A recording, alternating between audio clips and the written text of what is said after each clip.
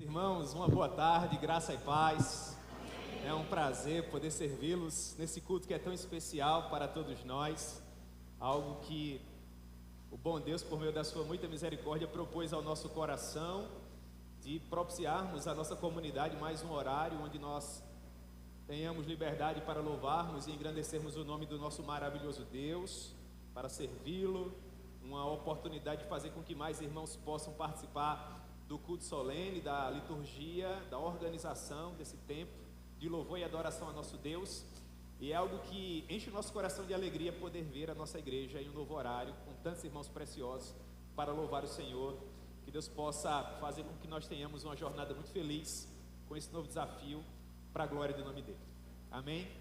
Muito bem. Aqueles que nos acompanham pela internet, da mesma forma, que Deus lhes abençoe, no nome de Jesus. Meus queridos irmãos, a palavra que o Senhor propôs ao meu coração para compartilhar com vocês nessa tarde tão especial se encontra no Evangelho segundo escreveu Mateus, no capítulo 27.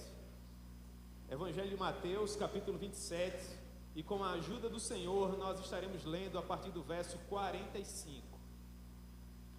Evangelho de Mateus, capítulo 27, verso 45. Nós estaremos pensando um pouco hoje à tarde acerca da incomparável morte e ressurreição do Senhor Jesus. Pensaremos a respeito da importância da vitória do Calvário, o que a cruz ensanguentada de Cristo Jesus trouxe para nós e a maneira como essa vitória tão preciosa transformou a nossa vida e a vida de tantas e tantas outras pessoas que depositam ou depositaram toda a sua confiança em Cristo. Amém? Os irmãos encontraram? Evangelho segundo Mateus, capítulo 27, a partir do verso 45, a palavra do Senhor nos assevera: desde a hora sexta até a hora nona, houve trevas sobre toda a terra. Por volta da hora nona, clamou Jesus em alta voz, dizendo: Eli, Eli, lama sabachthani, o que quer dizer: Deus meu, por que me desamparaste? E alguns dos que ali estavam, ouvindo isto, diziam: ele chama por Elias. E logo um deles correu a buscar uma esponja, e tendo-a embebido de vinagre e colocado na ponta de um caniço, deu-lhe a beber. Os outros, porém, diziam: deixa, vejamos se Elias vem salvá-lo. E Jesus, clamando outra vez com grande voz, entregou o Espírito. Eis que o véu do santuário se rasgou em duas partes, de alto a baixo.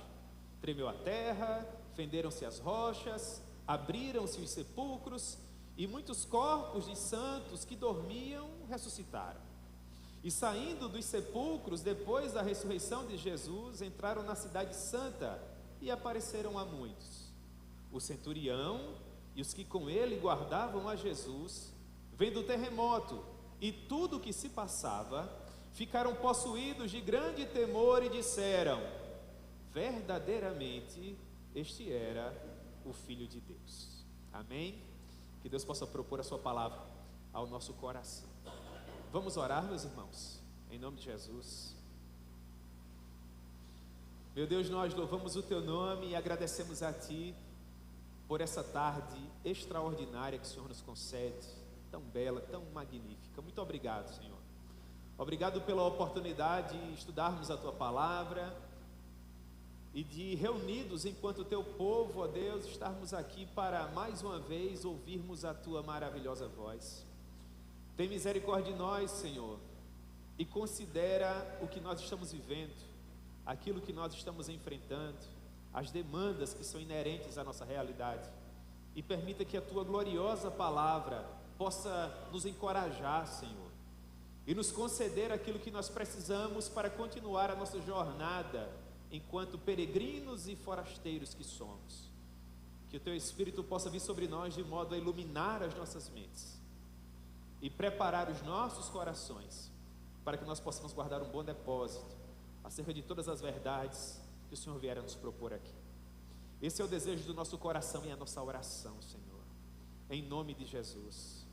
Amém. Pois bem, meus irmãos, para nós compreendermos em toda a sua beleza a vitória do Calvário, aquilo que Jesus conquistou por nós, nós precisamos, a princípio, entender o que o pecado causou. Porque é tão importante para nós compreendermos a doutrina do pecado.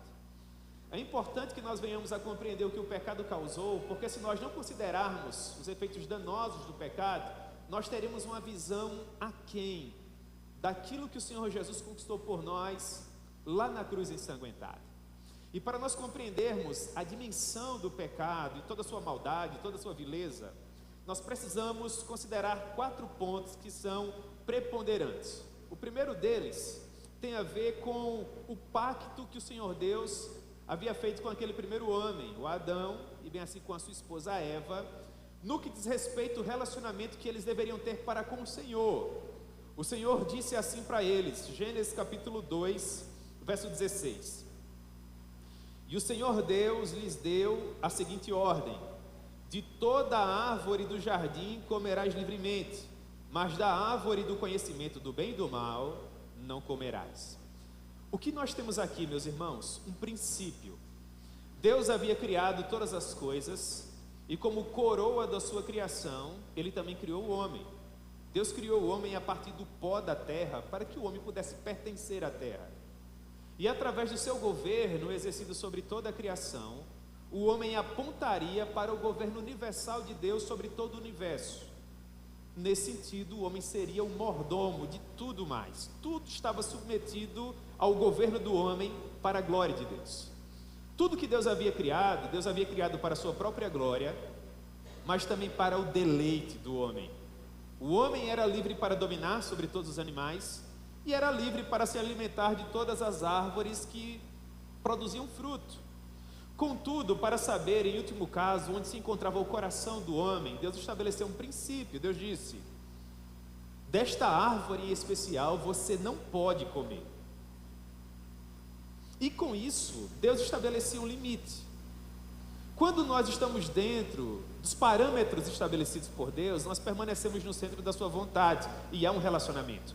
Mas quando nós estamos para além dos limites estabelecidos por Deus, nesse momento nós pecamos, porque pecar nada mais é do que estar para além dos limites. Pecar é quebrar a regra, é quebrar o mandamento, é não se importar com a proteção que nos é ordenada, de modo a preservar a nossa vida. E o que o pecado ocasiona? Por que é que Deus se encontra tão irado para com o homem pecador que se levanta deliberadamente contra ele? Por que o pecado é tão danoso a Deus? Por que Deus se encontra tão irado? Porque no momento em que Deus cria todas as coisas, e tudo era muito bom, e nesse momento coloca o homem ali para que o homem pudesse gozar de toda essa benesse, Deus queria com isso mostrar para o homem que ele não precisava de absolutamente nada, que o que ele de fato necessitava para o seu prazer, para o deleite da sua alma e para o bem-estar do seu corpo, estava à disposição do homem. E para além de tudo isso, todos os dias, na viração do dia, o Senhor também estava lá. Havia um relacionamento perfeito, uma relação contínua. É como que se nas entrelinhas desse contrato sublime Deus estivesse dizendo: no momento em que tudo isso que eu criei, tudo pertencia ao homem, e no momento que eu, de per si, propriamente não for mais suficiente, no momento em que um mundo perfeito e um Deus perfeito não servirem mais para satisfazer as necessidades de vocês, então vocês devem ir até a árvore do conhecimento do bem e do mal, tomar daquele fruto e comer, porque nesse momento vocês estarão dizendo para mim: nós não temos prazer nos teus limites, nós não temos prazer nas tuas regras. Esse mundo que tu dissestes que seria perfeito, para nós é desagradável. Nós não temos prazer em um mundo que não possui ervas daninhas, cardos, abrolhos, e xique-xique, e macambira. Nós não temos prazer em ficar correndo descalços sobre essas relvas verdejantes e comendo esses frutos perfeitos, e nos relacionando próximo da ursa, e do leão, e do leopardo, e da lince, e das mais variadas serpentes. Não. Você percebe como isso choca o coração de um Deus que é perfeito, que é santo? Qual é a consequência? A consequência é que no momento em que nós, enquanto seres humanos, representados por Adão, nos levantamos contra Deus, nós rompemos esse relacionamento. É por isso que quando Deus, melhor dizendo, criou o homem do pó da terra, o homem permaneceu inanimado. Não havia fôlego de vida. Se fez necessário que Deus soprasse fôlego de vida no homem. E isso é muito interessante, porque fôlego não é simplesmente algo que nos é dado. Fôlego é algo que é dado, mas que precisa ser mantido. No momento em que nós nos levantamos contra Deus, nós rompemos de tal forma esse relacionamento, que aquilo que outrora nos mantinha vivos, a presença do Senhor em nossas vidas, é retirada de nós. E qual a consequência? Ora, o Senhor havia sido claro. Gênesis 2, 16 e 17. Porque no dia em que vocês tomarem desse fruto e dele comerem, vocês certamente morrerão, porque vocês estarão para além do limite que eu estabeleci. Então vocês serão os senhores do seu próprio destino, os capitães das suas próprias almas. A próxima pergunta é: quem virou alvo da ira de Deus após a queda de Adão? Isso era o que me intrigava, porque eu dizia para Deus no meu coração: mas eu nasci tantos milênios depois, qual a minha relação com Adão? Adão deve responder pelos problemas dele, pelo pecado dele, e eu creio que eu devo responder pelo meu próprio pecado.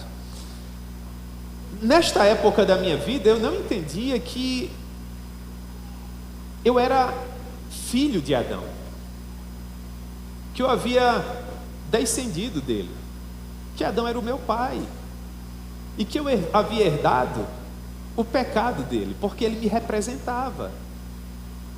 A palavra Adão significa humanidade, e quando Deus estabeleceu aquele pacto com Adão, todos nós estávamos ali representados.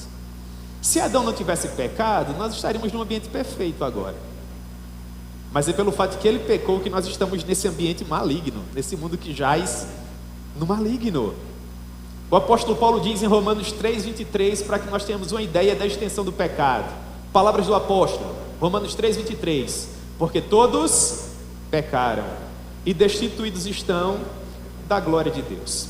Próxima pergunta, quarto ponto importante: qual é a saída? Qual é o antídoto? O que nós precisamos fazer para termos o nosso pecado perdoado? Essa é a principal pergunta que todos nós, enquanto seres humanos, em determinado momento das nossas vidas, precisamos responder. E a resposta, do ponto de vista teológico, é bem simples: basta que você, pecador, morra. Porque só há perdão de pecados quando há derramamento de sangue. Deus havia sido taxativo, muito claro: a alma que pecar, essa morrerá. Porque nós só podemos permanecer vivos se estivermos ligados com o Senhor. No momento em que nós pecamos e nos desvencilhamos dele, o relacionamento se acaba. E sem estarmos ligados a ele, só o que resta para nós é a certeza de uma morte física em primeiro lugar, e uma morte espiritual e eterna em segundo lugar, porque Deus havia dito para aquele que nos representava, o Adão: no momento em que você comer desse fruto, você certamente morrerá.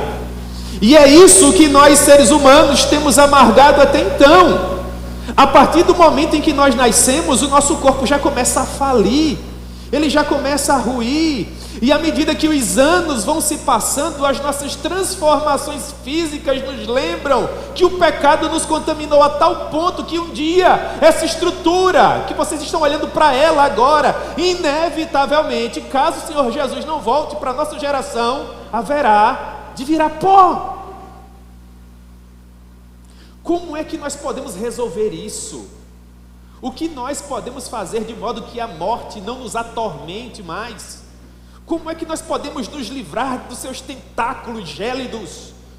Como é que nós podemos, enquanto seres humanos, voltar a caminhar de cabeça erguida sobre esse grande torrão chamado planeta Terra, sabendo que não temos mais um inimigo à altura?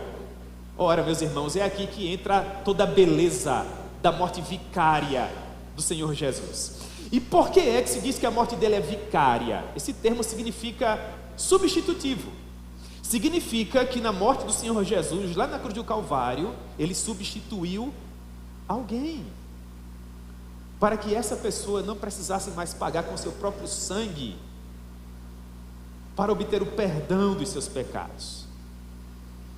E isso nos lembra, queridos irmãos, que no momento em que o Adão e a Eva pecaram, eles tentaram providenciar uma saída para a vergonha produzida pelo pecado.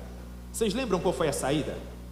Eles procuraram costurar folhas de figueira. Vocês conseguem, com a imaginação peculiar que vocês têm, imaginar um homem adulto vestindo folhas de figueira, costuradas com cipó? Mas devia ser uma coisa assim exótica, não é? Isso nos lembra a precariedade dos nossos meios quando nós tentamos esconder o nosso pecado. Se fez necessário que aquelas roupas de figueira fossem substituídas por roupas de animais, por peles de animais. E para que aquelas peles pudessem servir, naturalmente os animais precisaram ser sacrificados. Deus estava estabelecendo um princípio aqui. Para Adão e Eva permanecerem vivos, ainda que precariamente, ainda que de uma maneira paliativa, o sangue daqueles animais precisou ser derramado. É uma morte substitutiva. E a pele, o couro daqueles animais, momentaneamente serviu para cobrir a vergonha do pecado do Adão e da Eva. E é esse princípio que nós vamos ver sendo repetido ao longo de todo o Antigo Testamento. Quando Deus levanta Moisés, e a partir de Moisés a legislação mosaica, quando aqueles sacerdotes, pelo menos 2 vezes ao dia, todos os dias precisavam sacrificar aqueles animais para expiar o pecado do povo, era isso que o Senhor estava nos ensinando, que aquele sangue todo, diário, estava sendo derramado para que de maneira precária nós pudéssemos continuar caminhando na presença do Senhor. Só que à luz do Antigo Testamento nós aprendemos que ainda que todos os animais do mundo fossem sacrificados, nem ainda assim todo esse sangue seria capaz de perdoar o único pecador, porque nem todo o sangue de todos os animais que já pisaram sobre a face da terra seriam suficientes para perdoar o pecado de uma única pessoa perante um Deus que é 3 vezes santo. Porque para satisfazer a justiça de Deus, o sacrifício precisaria ser perfeito. E após a queda de Adão, a perfeição foi retirada do mundo. Se você olhar para um lírio agora, e o lírio é qualquer coisa de exuberante, sim ou não? Mas é uma flor magnífica. Por mais que o lírio encante você, você não vai estar olhando para toda a beleza que um lírio é capaz de exteriorizar, porque mesmo aquela flor tão bela foi maculada pelo pecado. Não há nada que não tenha sido manchado por ele. E é por causa disso que nós precisávamos sacrificar tantos animais, porque não havia um sacrifício perfeito. Nós precisávamos que a perfeição nos fosse dada. Nós precisávamos que a perfeição viesse até nós. Nós precisávamos de um sacrifício perfeito que fizesse com que de fato o nosso pecado fosse perdoado. E é para isso que aponta Hebreus capítulo 10. Hebreus capítulo 10, a partir do versículo 4. Resume o que eu estou dizendo para vocês aqui. O texto é muito claro, ele diz: porque é impossível que o sangue de touros e de bodes remova pecados. Por isso, ao entrar no mundo, diz. Então Jesus agora falando em primeira pessoa: sacrifício e oferta não quiseste, antes um corpo me formaste. Não te deleitaste com holocaustos e ofertas pelo pecado. Então eu disse: eis aqui estou. No rolo do livro está escrito a meu respeito: para fazer, ó Deus, a tua vontade. E então acrescentou: remove o primeiro para estabelecer o segundo. O que Jesus nos ensina através do autor desse tratado aos Hebreus? Que o sangue de touros e de bodes não eram suficientes para remover pecados. Por causa disso, se fez necessário que o próprio Deus encarnasse, tabernaculasse em nosso meio, nascesse de uma forma extraordinária, sendo gerado pelo Espírito Santo no ventre da Virgem, para que, feito carne, a nossa semelhança, contudo sem pecado, ele pudesse substituir o sangue daqueles animais, que eram meros paliativos, para finalmente oferecer um sacrifício perfeito, suficiente e eficaz, que resolvesse a nossa situação para com Deus, de uma vez por todas. É nesse contexto que o apóstolo Pedro diz, 1 Pedro capítulo 1, verso 18: Palavras do apóstolo, ele diz: sabendo que não foi mediante coisas corruptíveis, como prata ou ouro, que fostes resgatados do vosso fútil procedimento que vossos pais vos legaram, o Adão e a Eva. Então, pelo que nós fomos resgatados? Que espécie de preço foi pago? 1 Pedro capítulo 1, verso 19, o apóstolo diz: mas pelo precioso sangue, como de cordeiro sem defeito e sem mácula, o sangue de Cristo. Vocês compreendem, meus irmãos? É no sangue de Cristo, e apenas nele, que o nosso pecado é perdoado. Mas como é que nós nos apropriamos desse sacrifício? Como é que nós temos acesso a ele? Eu ouvia muito isso nos anos iniciais da minha fé. Eu era ensinado que eu precisava depositar toda a minha confiança no sacrifício expiatório de Jesus. Eu precisava fazer com que o meu pecado fosse perdoado por ele. E a pergunta que eu fazia era: mas como é que eu posso pegar nisso? Como é que eu posso me apropriar disso? Como é que eu posso ter certeza dessa verdade? E um texto como esse de Mateus que nós acabamos de ler nos ajuda quanto a isso. Fala da maneira histórica com que Jesus sangrou por nós e como nós podemos, por meio da fé, nos apropriar dessa verdade. Então o texto nos diz que desde a hora sexta até a hora nona, do meio-dia até as 3 horas da tarde, houve trevas sobre toda a terra, e essas trevas apontavam para o pecado da humanidade que estava sendo colocado ali sobre Jesus. E quando eu digo pecado da humanidade, com isso eu não quero dizer todos os seres humanos, porque não são todos os seres humanos que serão salvos, mas apenas aqueles que por meio da fé se apropriarem do sacrifício de Jesus. Jesus não morreu por todos os seres humanos. Jesus morreu por aqueles que o Pai havia confiado a Ele. E aqueles a quem o Pai confiou ao Filho em determinado momento da sua jornada, da sua caminhada enquanto seres humanos, vão ouvir o Evangelho da cruz ensanguentada. E eles serão levados pelo Espírito Santo até o Calvário. E eles verão com os próprios olhos da fé a imagem que eu estou tentando deixar claro perante vocês aqui. E com a ajuda do Espírito Santo eles dirão: isso foi por mim. E se apropriarão dessa verdade, dizendo com toda a força do seu coração: eu creio nisso.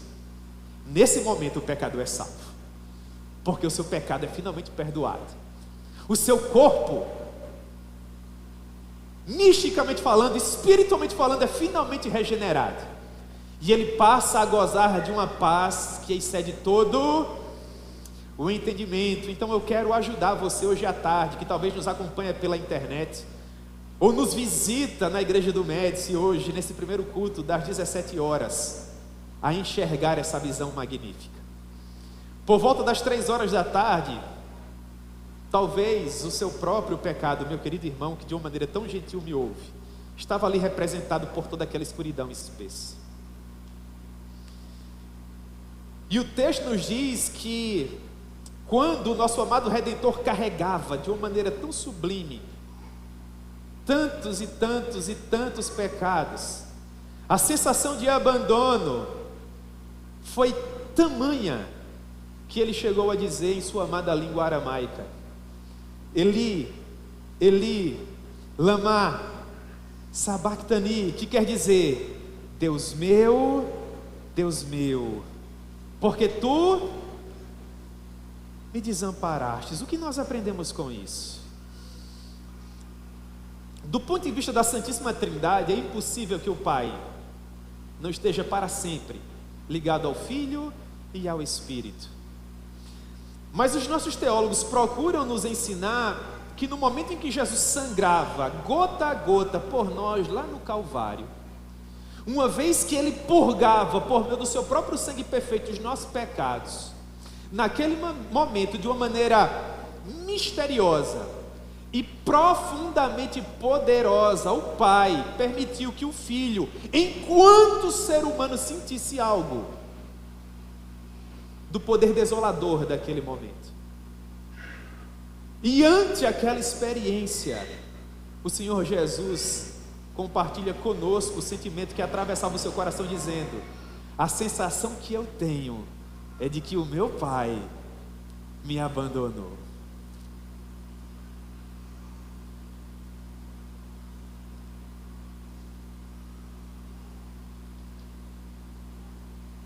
E alguns dos que ali estavam ouvindo isto diziam, eles não entenderam bem o aramaico de Jesus e achavam que Jesus estava clamando por Elias. Vejam, ele clama por Elias. Então nós, seres humanos, representados por aquelas pessoas que ali estavam, para deixar claro o tipo de coração que nós temos quando o pecado é o Senhor das nossas vidas, na pessoa de um daqueles soldados tivemos uma ideia. O texto diz no verso 48, e logo um deles correu a buscar uma esponja, e tendo-a embebido de água gelada, ou de um medicamento para ajudar o Senhor Jesus a suportar tamanha dor. Foi essa a ideia que nós tivemos, né? Não, irmãos, o texto nos diz que a pessoa embeveceu uma esponja em vinagre, vinho podre da época, e ofereceu ao Senhor Jesus para que se cumprisse a profecia. E outros, por sua vez, eram mais gentis. Eles diziam assim: deixa, vejamos se Elias vem salvá-lo. A pergunta que eu gostaria de fazer, olhando para esse cenário, é: quem morreria por pessoas assim? Meus irmãos, não se enganem, nós somos tão perversos quanto essas pessoas aqui. O nosso coração precisa de transformação. Nós precisamos experimentar o que significa, do ponto de vista bíblico, a novidade de vida. O apóstolo Paulo diz que o Senhor Jesus prova o seu próprio amor para conosco pelo fato de ter morrido por nós enquanto nós éramos pecadores, enquanto nós nos comportávamos em muitos aspectos à semelhança dessas pessoas que faziam pouco caso da sua morte e que a improperavam e que faziam de tudo para prejudicar ao Senhor Jesus e causar-lhe ainda mais dor. Mas eu quero que você feche os seus olhos, espiritualmente falando, e consiga imaginar esse cenário. Aquele homem de cerca de 33 anos de idade, afixado pelas mãos e pelos pés através de pregos, o seu corpo completamente depauperado pelas chicotadas e por todo o espancamento que ele sofreu, a sua cabeça castigada pela coroa de espinhos, o seu lado aberto pela lança, o sangue escorrendo sobre aquele lenho e entumecendo a terra que estava ali suportando o peso da cruz e consequentemente o peso de Jesus, e toda aquela poça de sangue que foi se formando pouco a pouco ali, foi isso que se fez necessário para perdoar o seu pecado.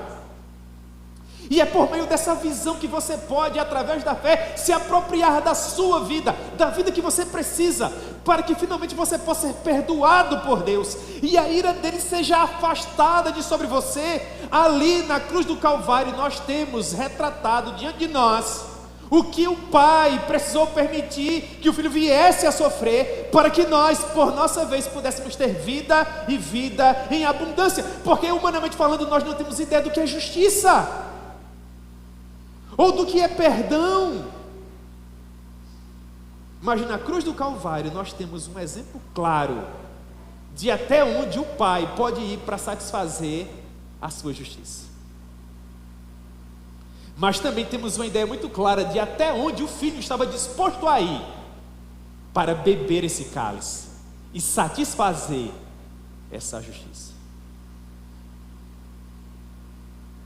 E quando finalmente esse vinagre foi oferecido, o Senhor Jesus, clamando outra vez, verso 50, com grande voz, entregou o Espírito. E isso é muito interessante. Por quê? Porque não se mata Deus, irmãos. Deus não morre. Ele diz no Evangelho de João, capítulo 10, ninguém tem o poder de tirar a minha vida de mim.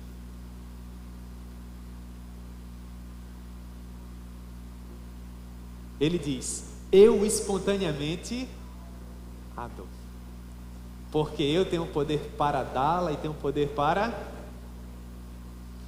reavê-la. E esse mandamento eu recebi do meu Pai. Ele entregou o Espírito para que o sacrifício fosse perfeito, para que nenhum osso dele fosse quebrado, mas para que todo o seu sangue fosse derramado. Você precisa voltar para casa daqui a pouco, quando esse culto vespertino terminar, tomado pelo sangue de Jesus. O desejo do meu coração e a minha oração é que o Espírito Santo te leve por meio da fé até o Monte Caveira, para que a semelhança do peregrino do Bânia você possa ficar extasiado perante aquela visão. E quando isso acontecer, o fardo do pecado vai rolar das suas costas, e você vai experimentar uma paz que excede a todo o entendimento. Quando ele morreu, o véu do santuário rasgou em duas partes, de alto a baixo. Tremeu a terra e fenderam-se as rochas. Havia um véu que, espiritualmente falando, simbolizava a nossa separação para com Deus. Apenas uma vez por ano, todos os anos, o sumo sacerdote entrava para além do véu, em um local que no Antigo Testamento ficou conhecido como Santo dos Santos, no único dia do ano em que ele tinha permissão para isso, o conhecido dia da expiação. Naquele dia o pecado do povo era perdoado, e na pessoa do sumo sacerdote o povo tinha a oportunidade de um dia por ano estar na presença de Deus, sem ser fulminado, sem ser exterminado por causa do seu pecado. Mas no sacrifício vicário, substitutivo, sangrento de Jesus, o que acontece com a barreira que nos separava de Deus? Ela é rasgada, e nós passamos a experimentar, irmãos, o que significa Emanuel. Meus irmãos, vocês conhecem muito bem. Qual é a tradução da palavra Emanuel? Emanuel significa Deus conosco. Deus conosco. Mas eu também gosto de dizer que Emanuel significa que nós estamos com Deus. São duas faces da mesma moeda. Significa dizer que o pecado causou, significa dizer que o abismo que nos separava do nosso Deus agora não nos separa mais. Nós podemos experimentar hoje aquilo que Adão experimentava no momento em que ele ainda não havia comido daquele fruto. Porque assim como por um homem entrou o pecado no mundo e todos morreram por causa do pecado, e nós já sabemos como isso aconteceu. Através da vida de um homem veio salvação para todo aquele que nele crê. Abriram-se os sepulcros, verso 52, e muitos corpos de santos que dormiam ressuscitaram. E saindo dos sepulcros, depois da ressurreição de Jesus, entraram na cidade santa e apareceram a muitos. Esses corpos de santos que morreram confiando na vinda do Messias esperado, e que por meio da graça de Deus ressuscitaram, apontam para o fato de que a ressurreição é real. Um dia, quando finalmente o Senhor Jesus retornar para buscar o seu povo, a palavra nos assevera que aqueles que morreram confiando nele haverão de ressuscitar. Mas é magnífico pensar que a prova inafastável da ressurreição não apenas nos assegura que nós teremos uma vida no porvir. A verdade da ressurreição também nos faz perceber que nós somos um povo que possui esperança. Porque se Deus reuniu poder para ressuscitar, Ele também possui poder para curar, assim como Ele também possui poder para libertar, e também para converter. A verdade da ressurreição nos lembra que não há nenhum coração tão duro que Ele não possa quebrar, que não há nenhuma família tão destruída que Ele não possa restaurar, que não há nenhuma história de vida tão deturpada que não possa ser restaurada.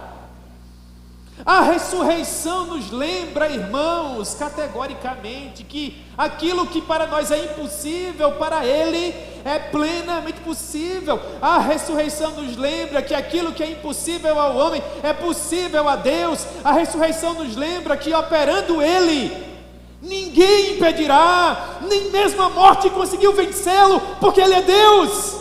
E se Ele é Deus e nós estamos ligados a Ele por meio da fé, nós também venceremos a morte.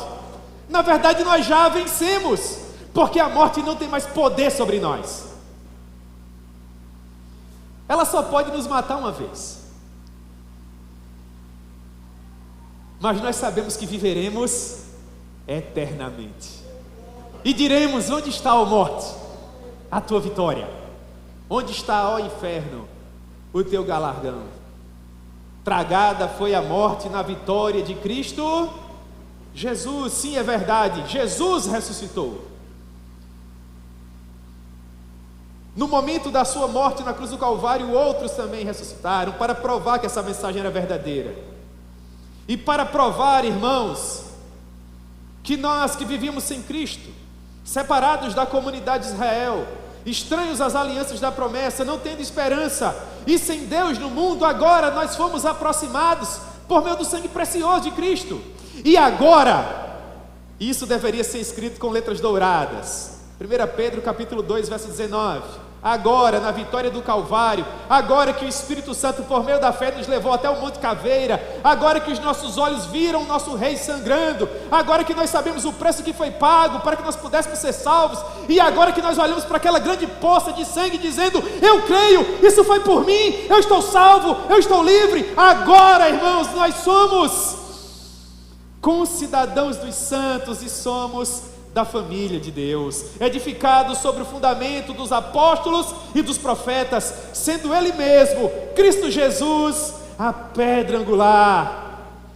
Nós que não éramos povo, agora nós somos povo. Nós que não podíamos entrar nem no local reservado aos judeus, agora nós estamos no lugar santíssimo, na presença do Senhor, porque na vitória do Calvário nós finalmente aprendemos que Deus é Espírito e importa que os seus verdadeiros adoradores o adorem em Espírito e em verdade. Ele está agora, nesse momento aqui, e a presença dEle nos abençoa. Nós somos o povo mais feliz da terra. O centurião olhou para tudo aquilo e vendo o terremoto, tudo que se passava, uma vez que ele ficou possuído de grande temor, ele disse assim: verdadeiramente este era o Filho de Deus. Eu quero levar você a fazer essa afirmação hoje. Você conseguiu enxergar Jesus na cruz sangrando por você? Essa era a minha dúvida: como eu faço para me apropriar dessa verdade e trazê-la para mim, para transformar a minha vida? Eu aprendi que só tinha que fazer essa mesma afirmação de fé que esse homem fez: olhar para a vitória do Calvário. E eu quero deixar bem enfatizado na mente, na imaginação de vocês, todo aquele sangue. E eu quero que vocês digam junto comigo por meio da fé: verdadeiramente este era o Filho. Quem consegue afirmar assim com a ajuda do Espírito Santo? Esse passou da morte para a vida, porque Ele é a porta das ovelhas. E se você consegue afirmar espiritualmente essa verdade, você passou pela porta. E agora você está no caminho que inevitavelmente te levará a Jerusalém celestial. E não há nada que possa te separar do amor de Deus que está em Cristo Jesus. Porque o Verbo estava no mundo, e o mundo foi feito por intermédio dele, mas o mundo não o conheceu. Ele veio para aqueles que eram seus, e os seus não o receberam. João capítulo 1, verso 12.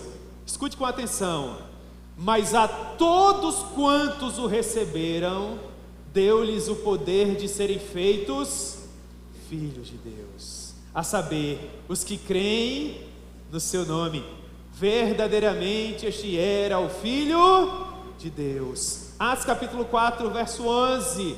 A este Jesus, a pedra rejeitada por vós, os construtores, a qual se tornou a pedra angular. Importa que vocês saibam que não há salvação em nenhum outro, porque abaixo do céu não existe nenhum outro nome dado entre os homens, pelo qual importa que nós sejamos salvos. João capítulo 14, verso 6, ele diz: eu sou o caminho e a verdade e a vida, e ninguém vem ao Pai senão por mim. Eu não estou desafiando você a se tornar um mero religioso, meu irmão, mas alguém que crê em Cristo e se identifica com Ele profundamente.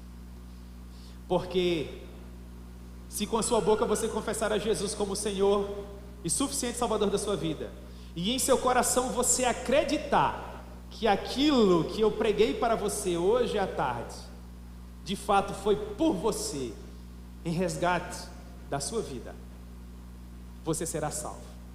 Porque com o coração se crê para a justiça, e com a boca se confessa para a vida eterna.